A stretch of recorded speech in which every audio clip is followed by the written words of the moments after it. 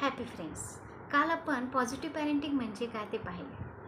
Positive पॅरेंटिंगमध्ये मुलांना सांभाळताना, त्यांना शिस्त लावताना त्यांच्या भावना जपणे आणि त्याचबरोबर त्यांच्यासोबत पॉझिटिव्ह रिलेशन मेंटेन करणे हे तितकेच आवश्यक असतं. आणि ते कसे करायचे हेच आपण या सिरीजमध्ये पाहणार आहोत. मुलांना बहुसंख्य वेळा जेव्हा पालक माझ्याकडे येतात तेव्हा त्यांच्या तक्रारीची मात्र भली मोठी लिस्ट त्यांच्याकडे असते. त्यांना त्यांचे चांगले गुण विचारले तर सांगता येत नाही, पण त्यांना खूप फोर्स केल्यानंतर मात्र ते सांगतात. आणि तेव्हा त्यांच्या चांगल्या गुणांची जी लिस्ट असते ती त्यांच्या वाईट गुणांच्या लिस्टपेक्षा मोठी असते. थोडक्यात काय तर आपण बहुसंख्य वेळा मुलांच्या चांगल्या गुणांवर दुर्लक्षित करतो नकळतपणे आणि वाईट गुणांना मात्र फोकस करतो. मुलांमध्ये जर आपल्याला बदल हवा असेल तर त्यांच्या चांगल्या गुणांवर फोकस द्यायला शिकायला हवे.